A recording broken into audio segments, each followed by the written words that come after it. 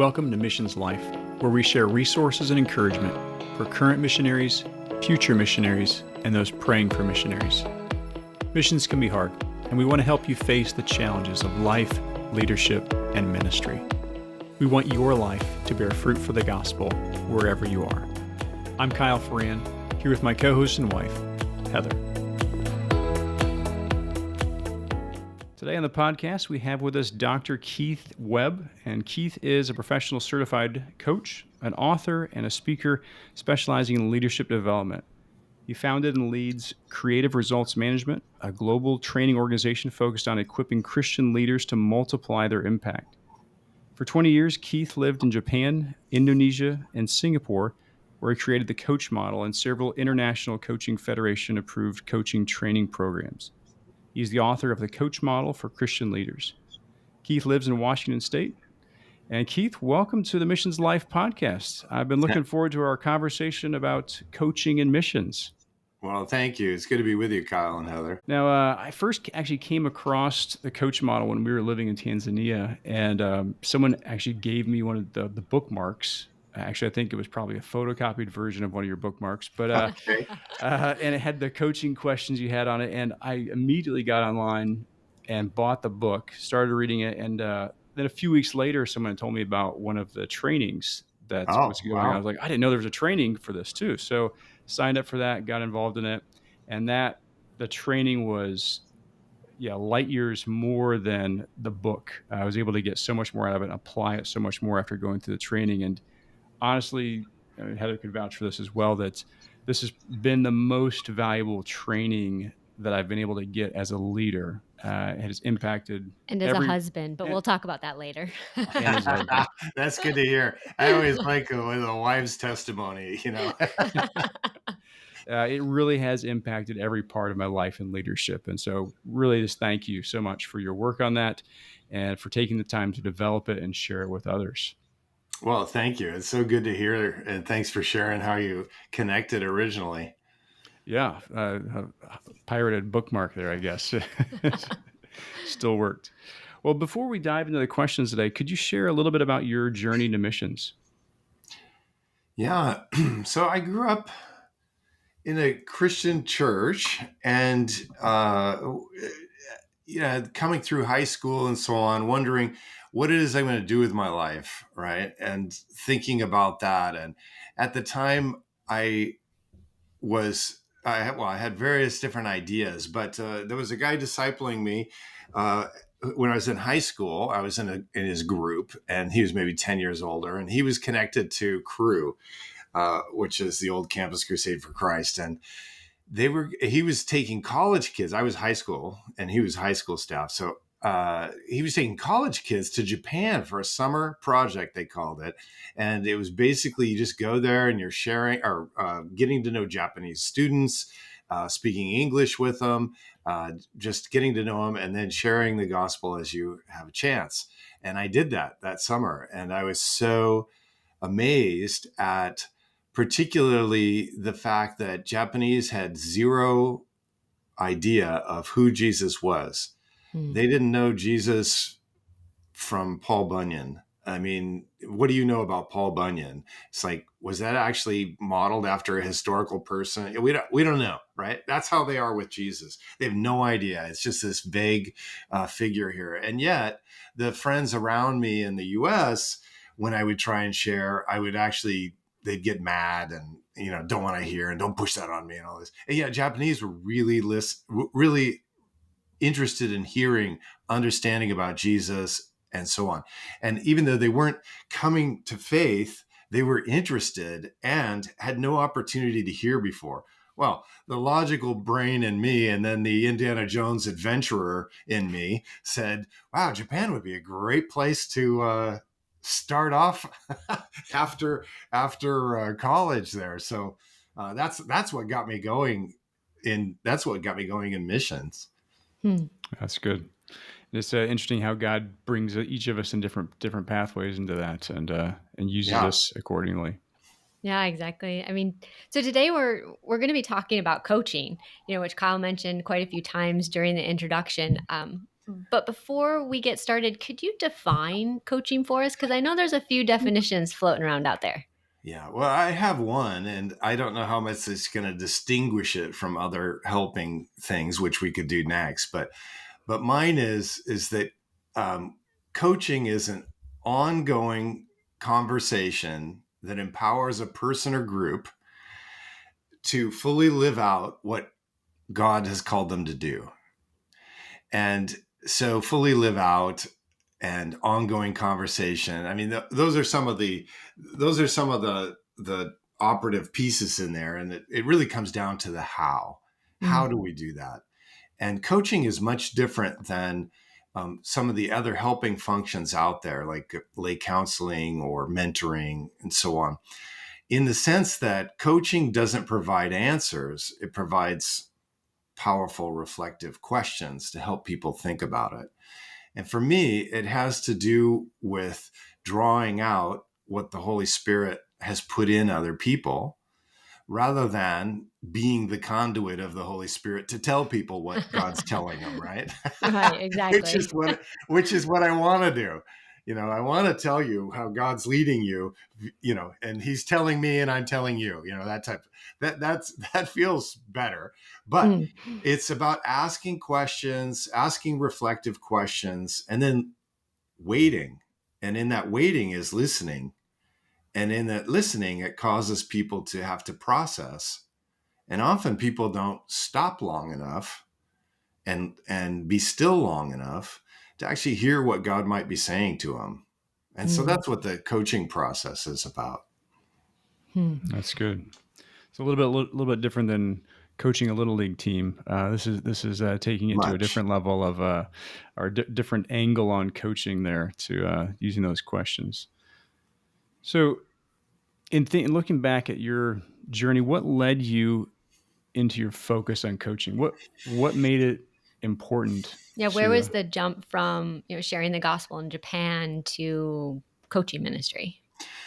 So I had a full 10 years in Japan. We were doing church planting. I oversaw the church planting planters in our organization there, the missionary side of it. And so I was trying to help people grow and learn and change, but the way I knew it was to tell them what I thought.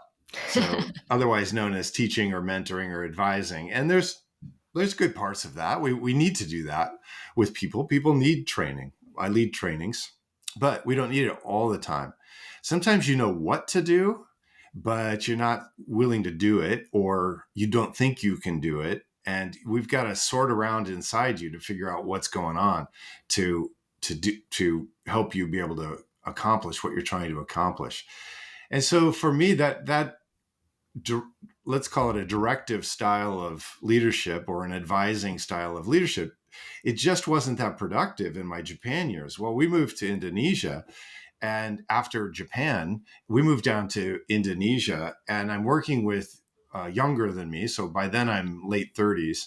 So I'm working with younger than me who are early 20s. I mean, 19, 18, 20. The leaders are really mature at 23, this sort of thing.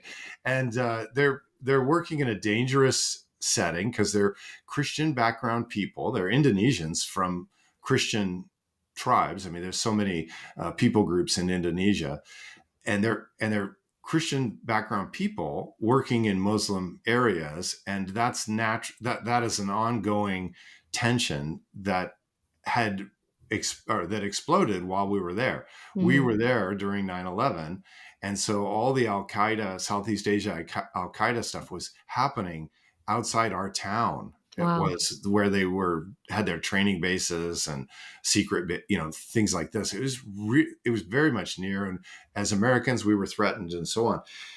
And as I'm working with the Indonesians, the thing about Indonesia is it's hierarchical. In other words, if you are older, more educated, have higher, they assign higher status to you, and then they just want to listen to you and do what you say, and then they don't want to make decisions because they're going to have you make the decision, and they're just going to go do it.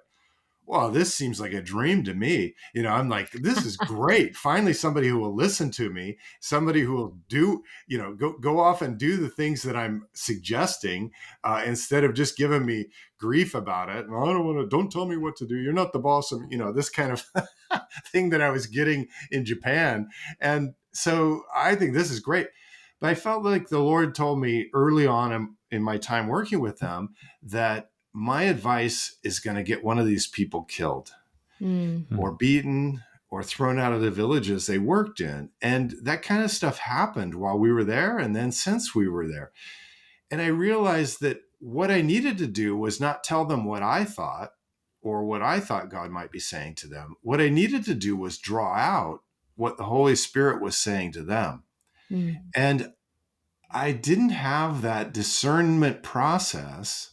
In theory, I did, but in my actual functioning as so I was a workshop leader. I led training for people. That's what I was doing. And I wasn't in their organization. I wasn't a leader in their organization. I was an outside trainer. So I was leading the training interactively. So I was teaching my bit. It was when I did one-on-one with them that I would just continue teaching and telling them what I thought. And then they would go off and do it because they assigned me higher status because I was older and more education and so on.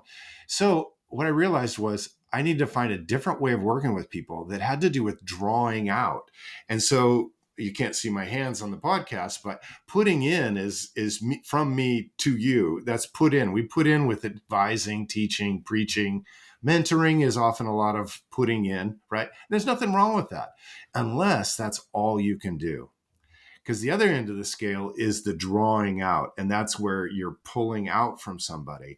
And that's what needed to happen in that setting. And so when I started thinking about that, I was already familiar with coaching in the sense, this kind of coaching, but I didn't like the idea of it. I wanted someone to coach me, not tell me what to do, but to draw out from me, which I couldn't find anyone who knew how to do that or could do it. But I didn't want to do it with them because I thought my answers were right. I thought I had the wisdom and like this. And very soon I realized, my goodness, God is speaking to these folks, these young folks. He is speaking to them in ways and with things that I'm not aware of. And as I drew that out, I could help them. Basically, I would just tone down the risk level because some of their ideas are like, oh my gosh, it's either going to be really successful or they're going to get killed. And I'm like, okay, how can we mitigate the risk on that a little bit, And so we would talk through it and ease the risk off in there. But it started working. They started coming up with their own answers that based on their own perspective, what they're hearing from God, that fit their personality, that fit their culture, fit their gender, fit their everything. And it wasn't me trying to contextualize my advice to work for them, which never really worked. And so that's how I got into coaching. Yeah. I think, honestly, deep down, that's what we're hoping for when we try to advise people. We really want them to take ownership of it and want them to get all excited about it. But there seems to be some hurdles when all we're doing is inputting our ideas. What kind of results then did you start seeing when you switched from kind of this advising process to more of a coaching process? And even maybe what changes did you kind of see in yourself, or what results did you see in yourself? Wow, those are big questions. First, I want to say that, you're saying we want people to own the advice, right, that we're giving them. But there's a saying that I knew before getting into coaching, but it was we own what we discover. And discovering doesn't mean someone told us and I heard it from somebody. That's not the discovery. Discovery is often through experience or through thinking about it or working on it or doing this. And so that is a result right there. Is I don't have to sell. I'm not trying to sell anything. Because every time you give advice, you're trying to sell your advice. That's true. Ever so slightly, right? I mean, the easiest way to think about all this is when you think about your kids or your spouse, right? We got an agenda for them and we're trying to sell it off and they don't want it, this sort of thing.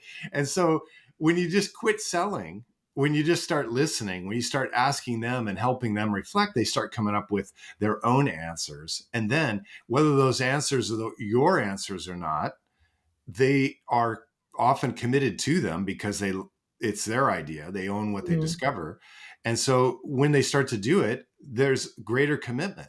What I found was as soon as I gave somebody advice, like the Indonesian, when I gave them advice, if it didn't work, they were just immediately back to me. Hey, Keith, that didn't work. What should we try next? So where's the responsibility? Not on them. The responsibility is on me. So that they're just doing what I say. So they're not actually committed to making it work. They're, in their mind, committed to doing what I'm telling them. And then if it doesn't work, they just come back for more. Well, I don't like that at all. I want the people that I'm working with to be fully committed to doing it. I want them to work through it and figure it out, not just keep running back to me. So what I saw immediately with the Indonesians, well, there's more. Oh, you probably have some cross-cultural folks on here, so maybe I'll show that part of it too. They didn't like it, actually. Okay. So when I swapped from telling them what I thought to to asking them, they didn't like it at all, because that puts the responsibility on them. And they weren't comfortable with that, because they wanted me to, or they thought I had all the answers, or answers, not all, but they thought I had answers, and they felt much more comfortable with trying my things than their own. And so I had to get them past that. And I'm not going to tell you how, but I got them past that. And so then what I started to hear was the things they came up with to try out or to do or whatever, they're very similar to what I was thinking, which was probably me not coaching all that well. It was like, so do you think you could try this? It's like got a question mark at the end, but it's really my advice in the question. I'm manipulating with questions. But then I think what happened is I started getting better with asking more just neutral, reflective questions. And they started coming up with answers that I'd never thought of. And it's not that they were crazy answers and I didn't think they would work. They're like answers I didn't think of, but I'm thinking this might actually work well for you. And that's what I'm thinking. And so then I would help them think through the consequences of that, or how to do that, all those aspects of it, so that they could be most, shape up that idea to get it to be most likely to be successful. Then they'd go do it and come back. And it was shocking that some of these things they did was like, it totally worked. Well, I shouldn't be so shocked. They're different than me. They're a cultural insider. They have different everything than I do.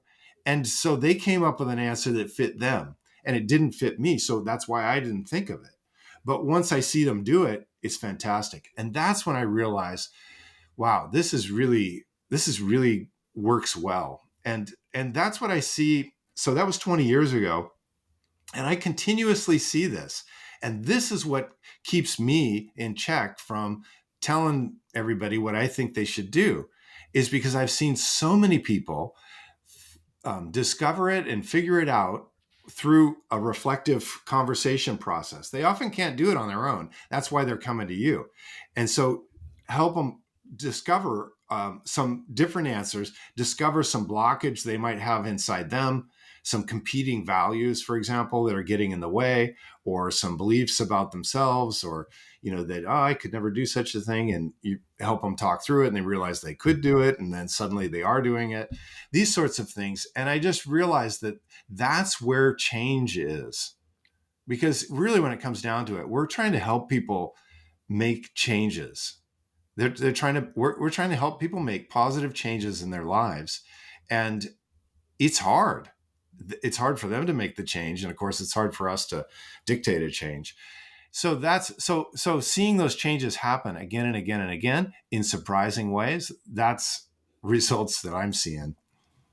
Absolutely. And it has to be exciting to be a part of their process, as you get to sit back and help orchestrate a process that someone else is completely owning. Well, it is and it isn't. And so you asked what changed in me. It's hard. It really messes with your ego as a leader, because you know what I mean? Because Kyle's nodding his head furiously over here. Because leaders we like being the answer person. We like being the person that solved the problem. We like getting the credit for it. And we get a lot of kudos for that. Even, to do that. Whereas in this kind of a coaching role, you're really stepping back. You're letting them own it all. You're just you're just facilitating their reflective process. Now, they may not ever be able to do it without you if you didn't do that process. However, it's so them centered. And then it's not just them centered, it's them connecting with the Holy Spirit centered, that you don't get that much credit. And that's actually hard. And so so that is something that shifted. It's like, okay, so what's my point? Is it to be the smartest guy in the room, or at least think I am, is it to be that kind of thing and to get the ego strokes? Or are we trying to just help people make progress? And if they make progress and they never give you credit, is that okay? Well, that's easy to say for a little bit. But when you start coaching, and this is a major way you work with people frequently, you're constantly not getting credit. You see what I mean? So it messes with your ego in there. But in the end, it's people are making much better changes than they were in my old way of doing things. Otherwise, I wouldn't do it that way. I wouldn't coach. Yeah. I always remember that quote from I think it was Ronald Reagan that says, "There's no end to what you can accomplish if you don't care who gets the credit." And with coaching, that's you really are letting them be able to take the credit for that. We love that quote, and in theory, we're behind it. But when it comes to actual practice, boy, it's really hard. It's like somebody puts up an idea in a meeting, and then it goes great, and then the next meeting, that was my idea. And so we end up wanting to, we can not take credit for it for a little bit, but then we still want to take credit for it. And that's, I don't know. I think it's the human condition. Yeah. Well, I know this has been, the coaching idea has been extremely helpful for me as we moved up here to Western Europe, changing from South Africa and then Tanzania. We didn't have the context even, and working with 8 different countries, to be able to come in as the answer guy to these different countries. So without the coaching questions and being able to help people discover those answers for themselves, we would have been totally unable to lead in this new region here. And so the coaching has been absolutely essential for us to be able to come in and work with people, but not have to feel like I had to be the answer guy to answer all the questions, because I didn't have the answers. Just even if I wanted to, I didn't have them. And so it's been extremely helpful for that. Can you just unpack for our listeners the coach model and just kind of give them a little bit of a understanding of what that looks like? Well, the coach model is an acronym with 5 steps and then one more hidden step in the first, and it spells COACH. And the first C is connect. It's like a framework for having an empowering conversation. And you can use this for meetings. You can use as a framework for meetings, a lot of things. The first is to connect, and that's in the C.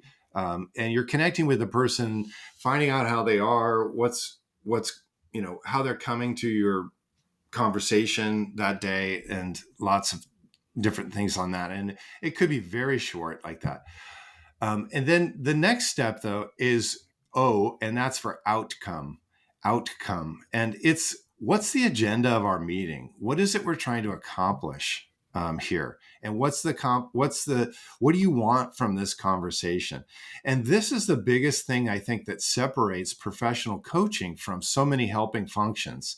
We go into my old mentoring meetings. We just start, we're talking, and then we're chit-chatting, and then I think we're on the topic that they want to talk about, and we start working on that, and I start giving them, telling them, this is my mentoring way, but telling them what I thought about it, my experience with it, and they're like engaged with that. We're talking about it like this. But then there would be those meetings where we'd have a nice conversation like this for an hour and a half, and as we're getting up and leaving the restaurant, they'd say, there was something I was hoping we could talk about today, and we didn't get to it today, but maybe we can next time. And that is just like, what it means is you just talked 90 minutes around something engaging that they were interested in, but it's not really what was on their mind.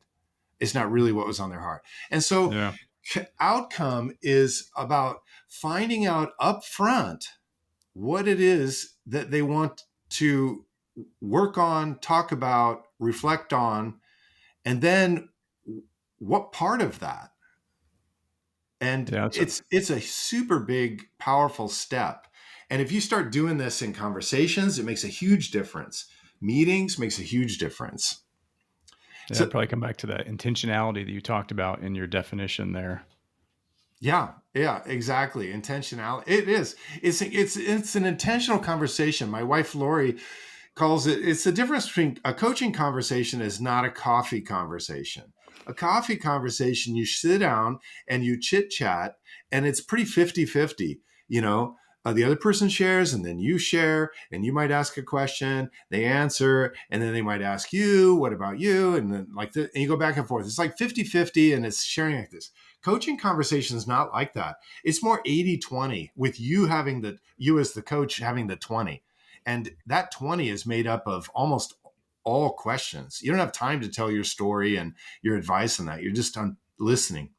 So you're connected with the person, you got the outcome. So now we know what we're going to talk about and where you want to get to by the end of the conversation. We don't know how we're going to get there, but that's what the process is. And so now we have it's not a roadmap. We just know the destination, and we heard usually where they're starting.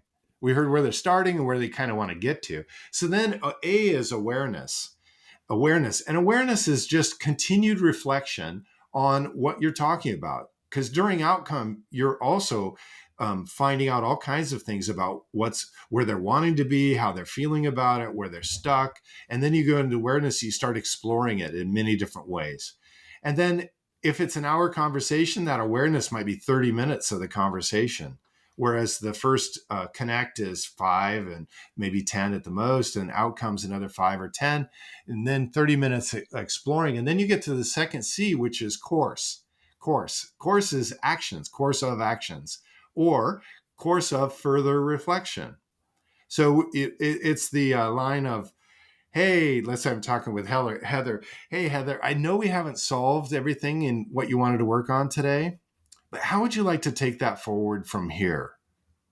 Outside our conversation. And she could have some action steps. She could have some further reflection. She could say, you know what I'm thinking is I need to talk with this other person who knows more about this, and I'm going to do that.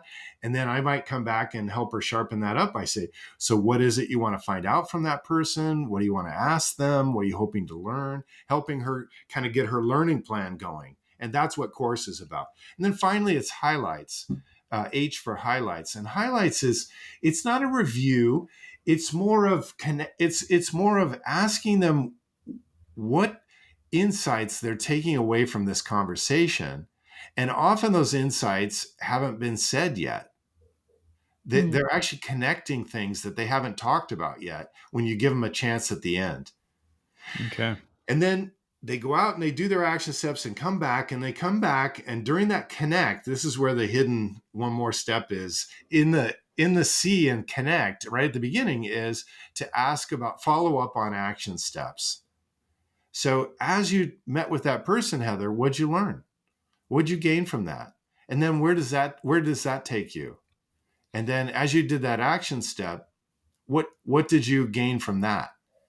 And so it's not a full reporting back. The point is it's a chance to learn from the experience the person did between sessions like that. And then from there you would go into outcome. So as you think about today's conversation, where would you like to focus? And then we go, and then we're around the loop again. And that's the coach model. Hey, that's awesome. I think what the biggest change I noticed in my conversations as a leader with people were two things. One was motivation, because we took the time to set the outcome. Like, they were really able to say, okay, yeah, I do really want this. And they were able to clearly articulate what it is that they were going after. And they owned that then. And that led to the motivation factor, because knowing what you need to do is very, very different than being motivated to do it. And Yes. so those are two very different things. That's one of the things I learned there.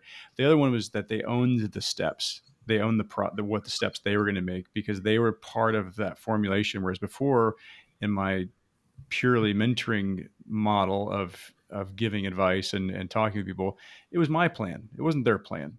Mm-hmm. And when they were able to come up with those steps, it was far more effective. And then when I came back, I was able to ask the follow up. What progress did you make? But it was actually on their plan that they had made. So it wasn't like, did you do what I told you to do? It was, hey, how did that work? And we could improve on that. And so that totally transformed those conversations I was having as a leader, and people made far more progress, and it was much more effective in that, to be able to help them in that way. So it was extremely helpful that way. Yeah, that's great to hear. Out of sheer curiosity, is there one of the steps that you consistently see is harder for people, or takes a little deeper thought, or a struggle that's there? Well, yeah, all of it seems to be a challenge to people, except for connect. Connect is just chit chatting. Okay, yeah. It's stopping the connect that is, and moving into what we're going to work on today. That can be a challenge, but it's so the biggest challenge is outcome. Okay. So it's ironic, because I think outcome is actually the most fruitful step of the model. If you do outcome well, the rest of the conversation is going to be much more fruitful. If you do outcome poorly, or you don't even get an outcome, then you're just wandering and chatting, and it's a nice chat, but it becomes a coffee conversation. We're just chatting. There's not enough intentionality about what we're chatting about. So we never know, if you don't have a solid outcome, you never know whether you're on a rabbit trail or not. Like right now, we're talking about the coach model. Is that a rabbit trail? Well, no, because we're talking, we set it up that we're talking about what is professional coaching, and talking with me about that, right? So we know that's on the agenda. And so that's how we know, is because we had that as an outcome for for the conversation we're having on this podcast. And so outcome, what happens is people they hear the first problem that comes up, and they're often running on it. It's like, oh, there's a problem. Oh, that's solid. I understand what that is. And yeah, I've got some ideas for how they could pursue that. And then even if they don't give advice, they start asking questions. They're just like, boom, boom, boom, boom, questions, because they heard a problem and now they jumped on it and they're helping them. But that might not be the problem that they want to work on today, or the most fruitful problem. And even the person you're coaching, the coachee, might think that's the most fruitful problem. But if you do the outcome process, you're going to ask what's underneath it, what's behind it, and so on. And often what we find is the thing they come there saying, I want to talk about this, it's actually, the way they frame this is actually not the best way to go after it. It's a different framing, same problem, bigger problem, but it's something else behind it. And if you can look around for that first, you can find it. And then the whole conversation, much more fruitful. Sometimes it's kind of the difference between dealing with a symptom of something and getting to the root issue. And as you're asking those questions, and if you can get down to those root issues, it can transform people's lives. Yeah. Whereas symptoms is just, it's this problem, yes, but there may be an issue deeper that is causing that to be a problem that you can get to. Yeah, because people are always bringing you, so they're bringing you their problems, but their problems are usually solutions that they think is going to fix a different problem. So the problem is, I can't achieve this, right? So what that means is that achieving this is the solution to something else. So I want to know what the something else is first, because I want to check to see, is this the only solution for that? Or is it even the best solution for that? Or are there other bigger options like that? I had a guy come to me and he says, Keith, can you help me raise 10 this is a number of years ago, it was cheaper then, but can you help me raise $10,000? And I said, sure, let's talk about that. So what do you need the $10,000 for? So this is me going behind it. He goes, oh, because I want to get an MBA. And so now I'm like, okay, so what do you want an MBA for? And he said, oh, because I want to get a different job. Okay. And what do you want a different job for? Oh, because I'm looking for much more fulfilling work in my life. And I say, well, what do you mean by fulfilling? And we start talking about what it is and what he's looking for. And what he's looking for is a fulfilling career that has him input with people and not just working the 9 to 5 in a cubicle and all this. And so I said, okay, so I understand what you're trying to do is that. I say that back to him. And he goes, yeah, that's exactly what I want. So that's why I need an MBA and I need $10,000.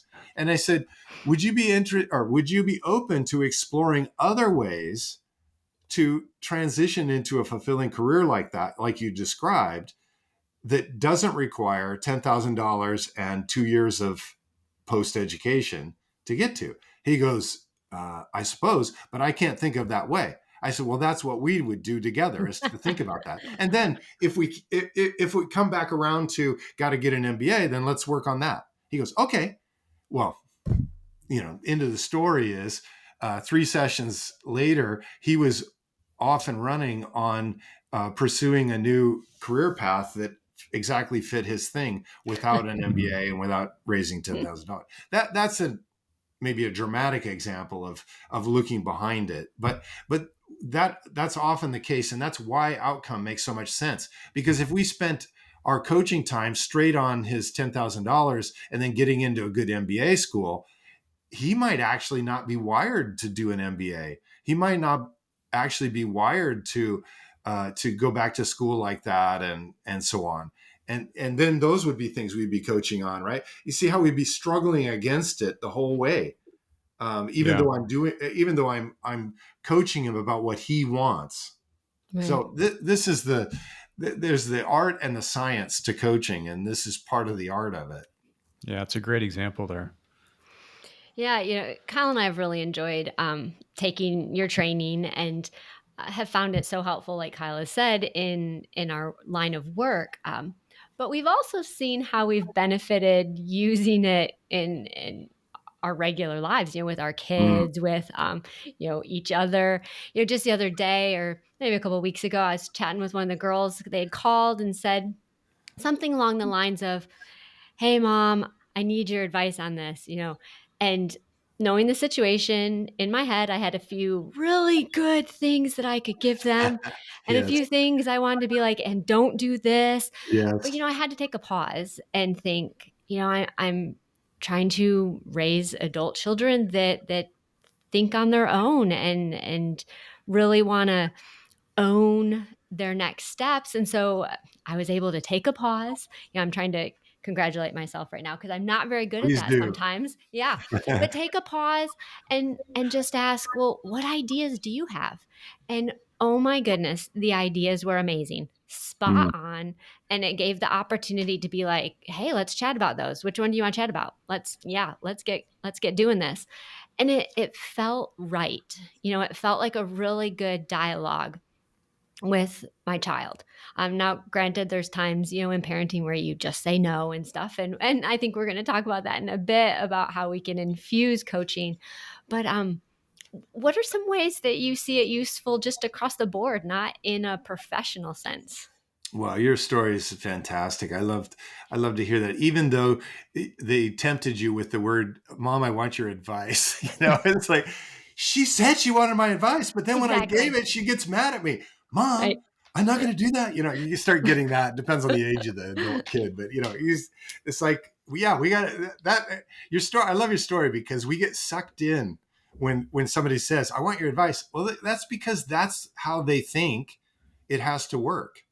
Is I got a problem, so you tell me what you did or what you think.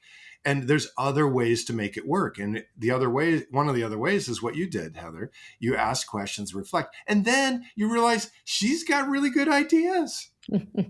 And see, we miss that because we don't stop long enough to ask, well, what do you think? What are you coming up with? Oh, so what's keeping you from doing those 3? Well, and that's where that's where the leverage is. That's actually where she needs the help, is right there. She doesn't need the help with the ideas. What she needs is the help was the implementing of the ideas. And Yeah. you uncovered that, and what you described is almost like the outcome process, right? You're uncovering what it is, what she's looking for, what she wants, and that kind of thing. And I think when leaders start to do this, well, anybody, when anybody starts to do this, when you start having conversations, and instead of just jumping to, oh, I know what they mean, or I know what they want, just that leap right there gets us in trouble, because Mm. they often don't know what they need, and they often don't know what they want exactly. We have to help them surface it. And we help them surface it by asking. And they're simple questions like, so what is it you want from that situation? Well, I want, and they wave their hands around. They don't know. And they think they know. But when you start asking just neutral questions to get them to describe it, it's like I want a fulfilling job. Well, what do you mean by a fulfilling job? Well, it's a job that's fulfilling, as they wave their hands around. It's like, he doesn't know what a job is that's fulfilling. And that's part of what he knows. What he's got isn't, but he doesn't know what would be. And so that's part of what we end up doing in these conversations. And so these conversations can be casual conversations. We did, I remember with my teenage kids, we were going to go on vacation, and we do family vacations each summer. And the previous summer, there was a little bit of tension and conflict about our schedule during the vacation. And so Lori and I thought, oh, let's have during one of our dinners, let's talk about what basically its outcome for the vacation. So let's talk about what we want from our vacation. So I didn't use so what result would you like to take away from our vacation this summer? I didn't, I didn't use that question, excuse me, but I just simply asked, what do you want to make sure, or so what do you want from our vacation this summer? Immediately one of my children is, I don't want to run around so much. I want to be able to lay on the beach, like this. And, it was more of a, what they don't want, which was fine. But then, the other child shared what they wanted. And then Lori and I shared what we wanted. And guess what? All of our agendas got out. We were much more aware of what was what. And then we were able to, and then a month later, when we went on the vacation, we had a much better time with it. So that's using the coaching skills in that process.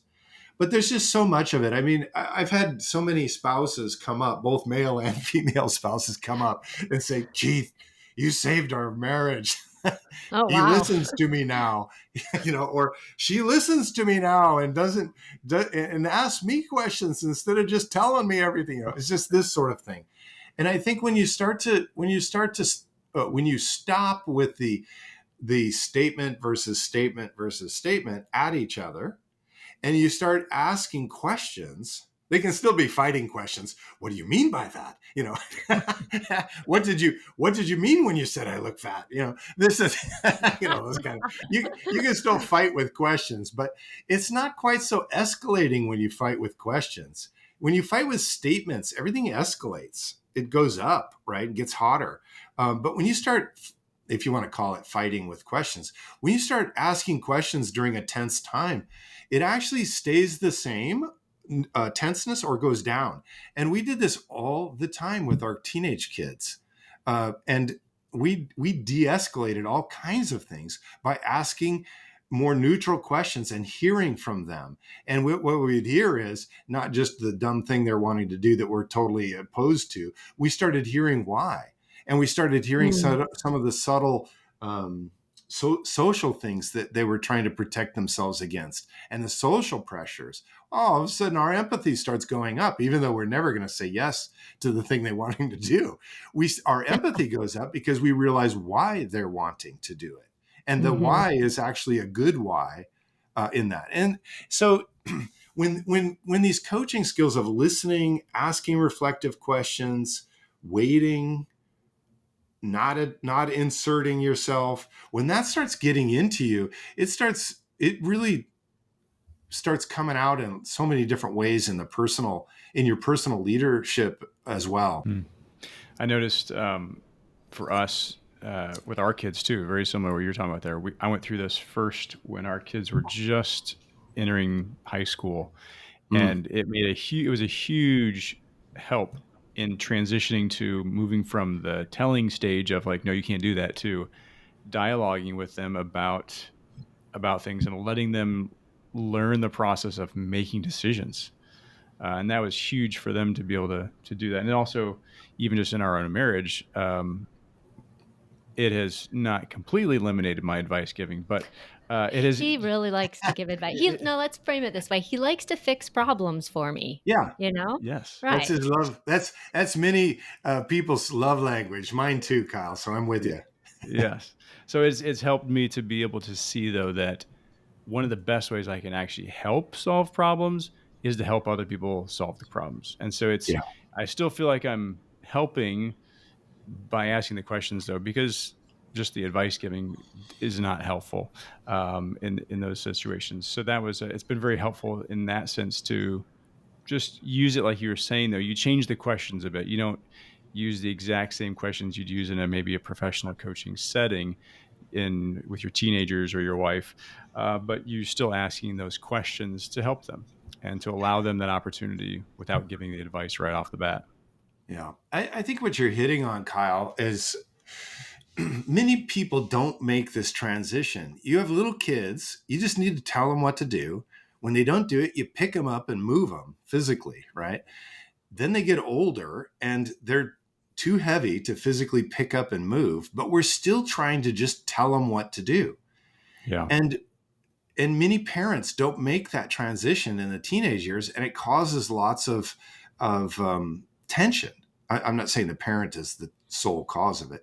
It's the child trying to differentiate between the parents, and that's a natural process like that. And we exasperate it by continuing to try and tell them what to do, like they're 6 years old. And then people can go into adulthood and it's the same thing. I don't want to talk to my mom because every time I do, my mom judges me with her questions, even if she is asking questions, or she does whatever, or I don't want to talk to my dad because like this. So we see that, but it's also with leaders, Kyle. A lot of leaders start off with, you do something well, and then they make you a leader. And we continue in the doing mindset, but we're just going to do through other people, which means we tell them how we would do and we micromanage them. And so just like parents not making that transition of drawing out with teenagers and having more dialogue with teenagers, people who move from the doer individual contributor role in a work or ministry setting often don't make that transition well when it comes to start leading people. They don't do that dialogue either. It's a very similar dynamic. Yeah, that's really good insight. I know that it's hard to make those jumps though, especially because Really we're hard. not taught a process, but enter the coach model with the process to be able to do it. Yeah. It's I think you used the term infusing coaching in the training. That's where you're taking that coaching and you're infusing it into those different roles that you're in, because you don't really change. You never stop being a parent. You never stop being Right. the leader. You're not always switching over to like, okay, now I'm going to be the coach. You're still holding on to that. Can you unpack just a little bit more of that infusing of the coaching Yeah. principles in different people's roles? Because some people aren't going to be a professional coach. Yeah. So how do you take these and just Exactly. infuse them? Right. So what it means is you stay in your parent role. You're still the parent, but you ask more questions, more neutral questions that aren't judgy, right under the surface. My favorite one is there was a title of a book, and it's for moms. I think it's moms with teenage girls is the theme of the book, and the title of the book just says it all. You're gonna wear that. Right. And it's like, okay, that's a question, but not going to get you very far, right? There's just so much judgment in the question, and this sort of thing. So it's how do we ask more neutral questions, curious questions, empathetic questions, Mm-hmm. questions coming with empathy. How do we do that more? And when you start to do that, at first, their defenses are up because they're like, I don't know what he's doing asking me these questions, or what mom's doing asking me these questions. But all I know is if I say yes, 4 questions from now, I'm going to be boxed into some corner I don't want to be in. So I'm not going to answer anything. There's, you always have to get past that a little bit. But it's this, when you start asking more questions, being more curious, showing more empathy, you start learning more. And what I learned more was, again, it's like I learned, wow, my daughter's got amazing social pressure that she's trying to balance. And she doesn't know exactly, or she can't quite stand up to that social pressure. And so she's wanting to do the things that the other kids want, are wanting her to do, which we don't want her to do, right? But when I understand why, it's not because she wants to be bad or whatever, what we would judge as bad. She actually wants to just fit in. She wants to be a good, person. She wants peace in her life and be able to focus on her study. And in order to do that, she needs to have her social life in balance. And so to balance it, she thinks she needs to do this. I would Mm-hmm. never have that understanding and empathy. I'm not that empathetic of a person to figure that out on my own. I figured that out by asking her questions and starting to actually listen to her when she's 16 and telling me these crazy things. And I'm just like, wow, and not letting the crazy, my reaction stop her from sharing more. And we were able to come up with much better solutions. So it's that kind of integration. It's not that you're always going to draw out. And in the end, I still say no to stuff, and because I'm still the parent. As a supervisor, I'm the president of the organization and supervisor. I hire people, and I fire people, and I'm coaching them in between. But I'm always coaching them as a supervisor. I'm going to coach you how to do your job well. And in the end, if you don't and can't get it together, I'm going to let you go. Right. So that's that mix. But you don't have to be, so you can still maintain your authority. So this is where a lot of people miss it, is they think in order to maintain my authority, I need to just tell. I don't get to ask, because what if they want to do something that you don't want them to do? Well, once you figure out how to integrate it, but yet you're not taking all of the coaching, all of the coaching would be whatever they want to do, they get to try out because it's up to them. It's their life, right? That's all of the coaching, the extreme of it. But we don't do that. It's take what you can and leave the rest, and just use what you can. And what will happen is you'll start to see, wow, I can use much more of these coaching skills than I thought I could. Mm-hmm. And the more you do it, you start to see, oh, I can use even more. But you never become a full coach as a parent, and you never become and you shouldn't, or as a supervisor. Yeah. And even I've just even noticed this is just with our friends and stuff like that, when we're having a conversation and they come up, share a problem or something like that. It may not end up being a whole coaching conversation, but even just using one or two of those questions allows them to think about something from a totally different angle than they had before. And I've seen people's trajectory in life totally change from just some simple questions that they may never remember those, and that's okay. Yeah. But it was exciting to be able to actually just give a question for them to be like, oh, I need to think about that. And they'll then go away, and you see that they are able to find the answer that they were looking for, and to find a solution. And so that's been exciting to be able to use that, just with friends and family, to be able to share those questions like that. Yeah. And these aren't tricky questions. It's not like you've got these tricky, deep questions. It's often like the illustration earlier. It's like, what do you mean by fulfilling? Mm-hmm. And just you asking them that helps them realize, I actually don't know what I mean by it. I know what I'm doing is not fulfilling, but I don't know what I mean by that. And then that sends them down a reflective path. And then they might be able to figure it out on their own, what it means to them. But until you asked, they're like, they think they're set. Because in our minds, we think we're fine, or we think we've sorted it out in our mind until you have to tell somebody about it. Then when you have to tell somebody about it, you realize how unclear you are in your thinking. And it becomes even more so when you have to write it. When you have to write it. So I wrote a book, right? The book was off of the teaching or the training that we had, which I had trained many times. And that, of course, is off my thinking, right? And so the thinking went to the training, and the training got clearer once I did it a few times. So then I'm thinking, oh, easy peasy to write it in a book. Wow, so much harder. And that's the progression. So what we're really trying to do is just if you just ask a few reflective questions in any conversation, in a meeting, in any conversation, usually you'll find ways to help people improve their thinking. Yeah, absolutely. That's super helpful. I know one of the helpful tools that, so I do this training with another guy in our organization. We do the coach model training that we got from you. We do it for people in our organization. But one of those tools I was thinking you could share with us is about the generating feedback instead of giving feedback. Is that something you could share just as a really tactical tool for people to be able to take away and use? Sure. Yeah, it's an acronym again, because I like acronyms because you can remember them. So in the moment, you might actually stand a chance at using it. It's an acronym. It's WIN, win.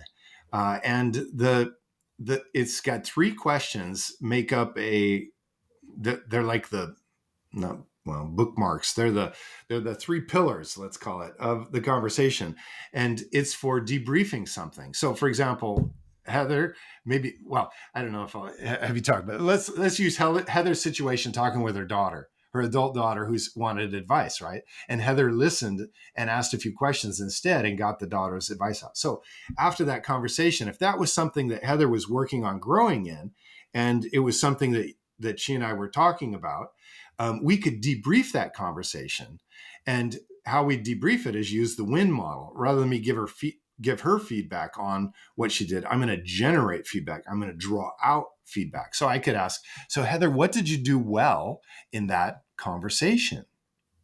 And she could say, well, I waited and didn't give my advice. I was totally ready to give it.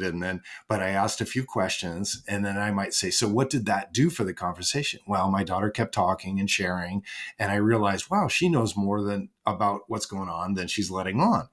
So then what did you do? Well, then what did you do? What else did you do well? Well, then I kept asking questions. And then when she came up with and then I asked what ideas, she had 3 ideas. And rather than me jumping on and saying, yeah, that's the one I was thinking, this first one was the one I'm thinking about, which is what I wanted to do. I didn't do that, right? This sort of thing. And so we could go through and we could find out what Heather did well, what she thinks she did well, and process it a little bit. It's not just what did you do well? Oh, I listened and asked more questions. Great. And then just move on. No, we have to process a little bit. And what that does is it reinforces with Heather to do it again next time. So then you can move on in this little conversation, which can be a 2-3 minute conversation. You could go on and say, so Heather, that sounds like you had fantastic results with your daughter. Great job on that.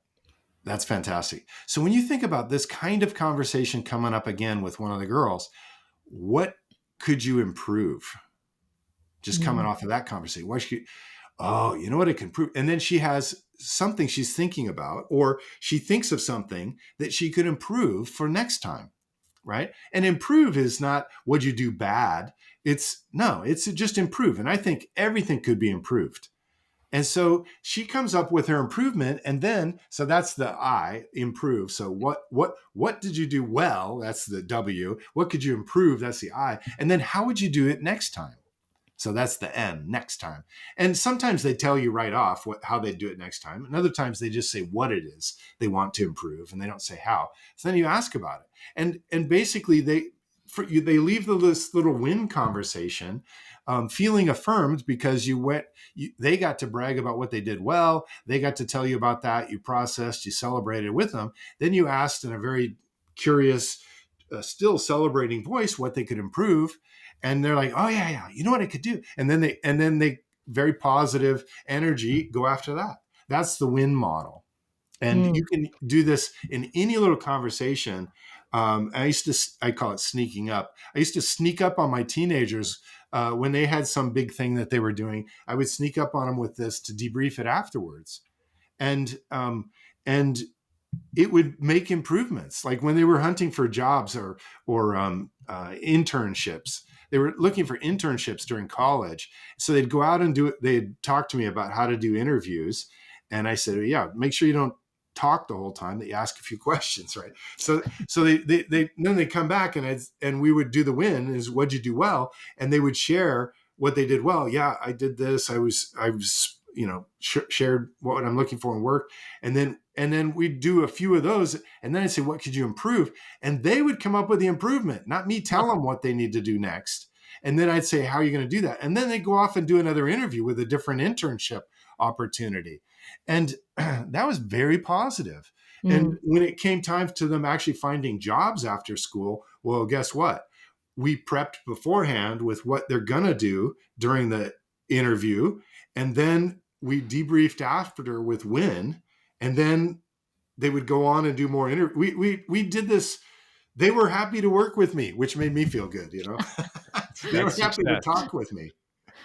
Right. Well, I think kind of approaching it in this way kind of takes the fear out of debriefing something, especially if you're debriefing something with your boss. If there's a way that we can approach getting feedback in just a positive way that's looking to the next time. What improving, what ways are we going to do this better? Generating their ideas to carry it forward. So many times I think it can be scary when a boss or supervisor wants to, debrief something with you, all right, here it comes. But this is a really good way to just frame it in a positive, forward moving approach. Yeah, absolutely. Well, we often, so the problem is even the best of us get defensive when somebody wants to give us feedback. And often the closer they are to us, the more defensive they get. I remember when I agreed too wholeheartedly with Lori, my wife said something that she wanted to change. And I agreed too wholeheartedly. And then we got in an argument about me agreeing. And I'm like, wait a minute, you brought this up. You said you wanted to do, it's like, and we're all like that, right? Exactly. I'm the same. Yeah, I'm the same way in that. And that's where it becomes, helpful. And you can imagine, and the other is it's discouraging when you're trying to work on one thing, you've got one problem related to whatever you did. Let's say you made a presentation and you're trying to fix something that you're doing in that presentation.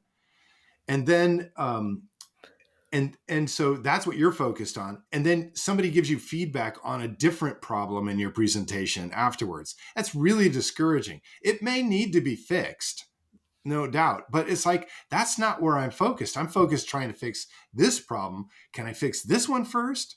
And then I'll go to these other 4 that you must have for me. You see what I mean? So it's not just that we're defensive. It's also, I think, a developmental thing. So if we can just find out what it is that the other person's trying to work on, we can actually get on their page where they already have energy.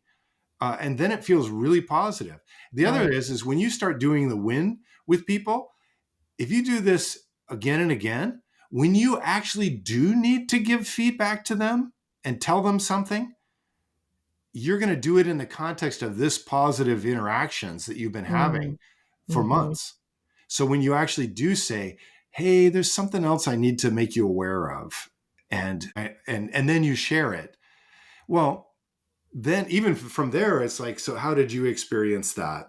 And what was your take on that thing that happened? And what do you think about that? And then what ideas are coming up for you about how to handle that? And maybe you need more time and we can come back on it. But you see what I mean? You're right. When you still may need to tell them feedback at some point, but you're going to do it after this really positive, a series of these positive debriefing interactions where you're not correcting them.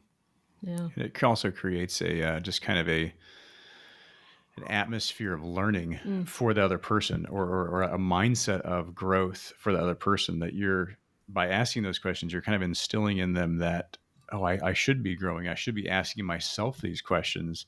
And so there's a Mm, lot more yeah. openness to actually grow and learn and accept feedback, even if it's their own feedback that they're getting initially. So it's Yeah. very helpful. Yeah.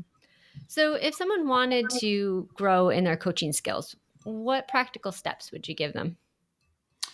Well, so I mean, there's several layers and levels. I mean, one way is, Kyle, you described getting a hold of my book, The Coach Model for Christian Leaders. So we've seen, that's the I don't know how much it costs, $18, $17 version of how you could grow in coaching skills. You can read the book, you can start trying out. There's tons of dialogues and sample questions in there. You could start trying that out, and I've heard of people who made big shifts it around that.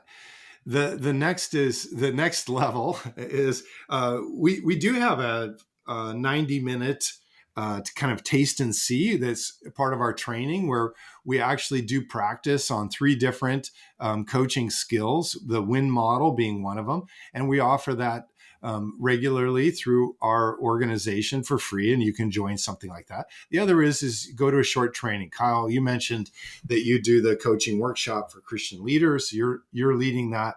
We have a different version that is approved by the International Coaching Federation, the big professional coaching association.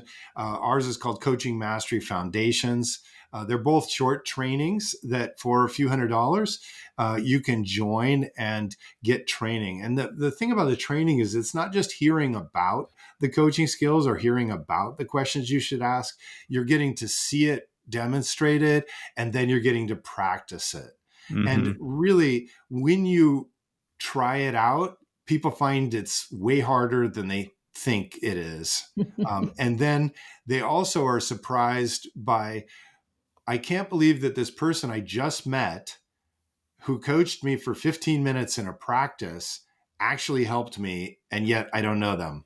In a huge ways too. Yeah, yeah, and they're really surprised, and so that's the experience of being coached in it, and then of course the practice coaching, and so that comes through those short trainings. And so, Kyle, I don't know how regularly you're offering that, but but I would say people listening to this, contact Kyle. You can go to our website and find it. But a short training, there was a study that was done that it was in a business setting, but basically what they found is that people who had no training in this kind of coaching thought they had heard something about coaching, and they thought they were coaching, but they were actually just micromanaging people. Hmm.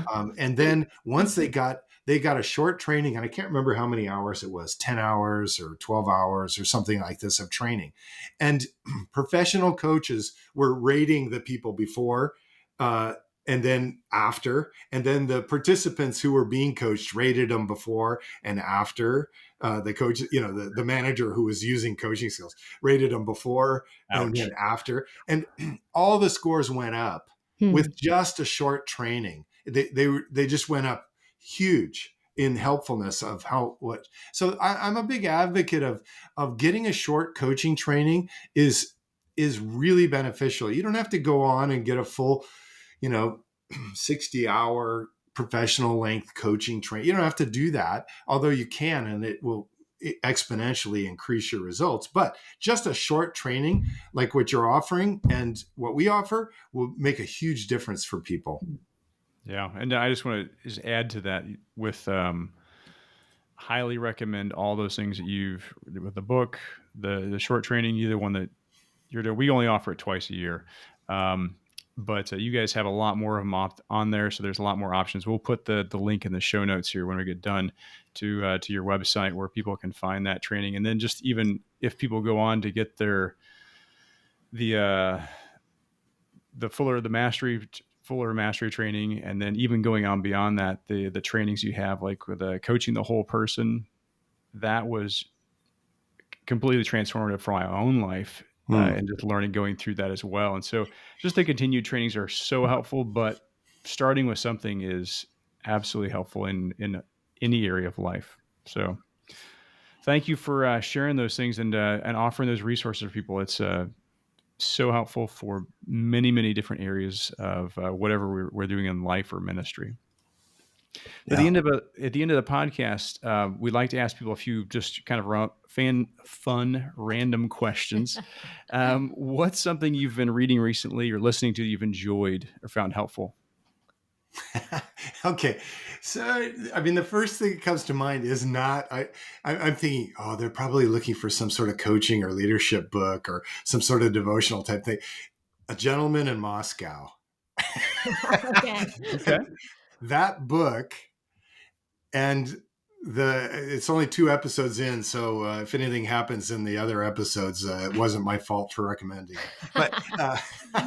But so the thing I like about it is I think people blame it on post pandemic social behavior, that we don't know how to behave socially since the pandemic. But the thing I like about the Gentleman in Moscow is the the count. He's the main character.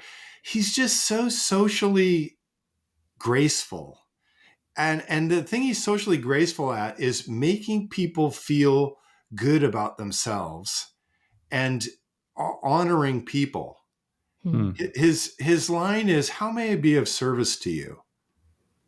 And I'm and plus he's got these little philosophies of life that I love. They're just so funny, in there. But I like that, and I think I can be a bit uncouth at times, and a bit too sarcastic, and so it's like I want to turn on his kind of some of his social charms a bit in there, because I think it actually honors people more. So And there's is it a what's book that? or a movie? Is it a Yeah, book or a A movie? Gentleman in Moscow is a book.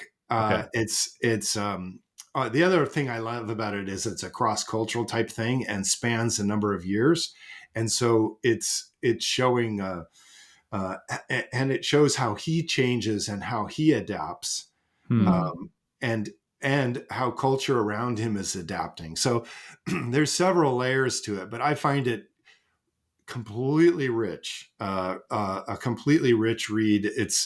I think I've been reading it each summer for the last 4 summers, Hmm. or something like this, and I don't want it to end. It's just one of those kind of books. And then they just came out with the I don't know how many parts it's going to be, an 8-part one of these TV miniseries they just Oh, came okay. out with. That's where. Okay.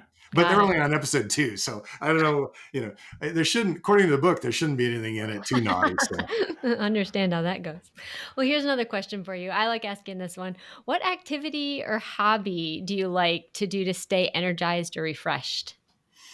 number one is travel. So we just I thought you were going to say that. Yeah, we just spent. So we're now living in Washington State, and we were 20 years in Asia, in Japan, Indonesia, and then Singapore, and then I traveled, wow, 100 nights a year for years, and then of course the pandemic shut all that down, and we've now shifted, do our training through Zoom, which is very effective. But I love cross cultural. I love energizing. I had a mentor who was doing some spiritual formation mentoring with me, and he says, Keith, when have you most clearly heard from God?" And as I reflected on it, the 2 times that like really came up to me, both of them I was traveling. I was in London, sitting in a Starbucks at the window, the table next to the window. People are going by me like this. I'm journaling, reflecting, just by myself, drinking coffee in London. That was one, Mm. and another one was in an airport. It was also internationally, but in an airport where I had like 4 hours, and I'm just, coming off of a training. And so that's always an emotional thing to finish up something like that and doing it. But I think it's funny. My wife will even say, no, go on this trip, go. Because every time I go, I come back with greater energy, greater Mm. vision. So usually, well, maybe she wants to get rid of me. I don't know. I don't think so, but there's a payoff for me. And so that's actually a setting for staying energized. That's great. What's a resource, tool, app, or life hack that you found helpful? Is to think about that. My number one thing, the hack that I find helpful is get rid of your social media apps. Just get rid of them, and so that you don't automatically go. I find that for myself, at any lull in anything, the phone comes out, and I start scrolling through emails, through whatever, and so it's not good, I think, for the brain and for reflection and for energy. And so I think getting that stuff off your phone, and certainly not having a watch. I don't have an Apple Watch. I'm a total watch guy. I don't know how many watches I have. I have a lot of watches and mechanical watches. It's a hobby of mine. But I don't have an Apple Watch because I do not want anything pinging me and doing that. And I find it distracting. And that's my life hack, I think, which I'm still working on, by the way. Right. Keep that anxiety levels down by cutting out the inputs, right? So where can people find out more about you and all your resources? Right. So Creative Results Management is our organization. And so it'd be creativeresultsmanagement.com. And that is our training organization. You can find the Coaching Mastery Foundations. That's that first course there. So it's ICF approved, the big coaching association. You can find out there. I also have a blog at keithwebb.com. And there's a couple hundred articles on there on everything from cross-cultural to coaching to leadership to productivity. And the best way to find those is either use the category tabs at the top or just do a search for something in there. And then at the bottom of each article, it will lead you to 5 more similar themed articles. And so, so it's just a big database of all kinds of articles. So if you just keep following the leads, you might find something helpful. Yeah, there's some good stuff on there. We've used some of that and enjoyed that. So, and your book that can be found on Amazon, the Coach Model. Right, the Coach Model for Christian Leaders. You can get it at Amazon.com. If you're in the U.S., if you buy it from us, we'll send you a hard copy, printed copy, and then a little Coach Model card that comes with it. And it also comes with a free study guide if you get it from our store. And the store's link is on both the websites I mentioned. Okay, and we'll put those in the show notes. And if people are typing in the keithwebb.com, it's Webb with 2 B's. So just to remember that. Well, Keith, thank you so much for joining us on the podcast today. It has been a real joy for us to spend the time with you.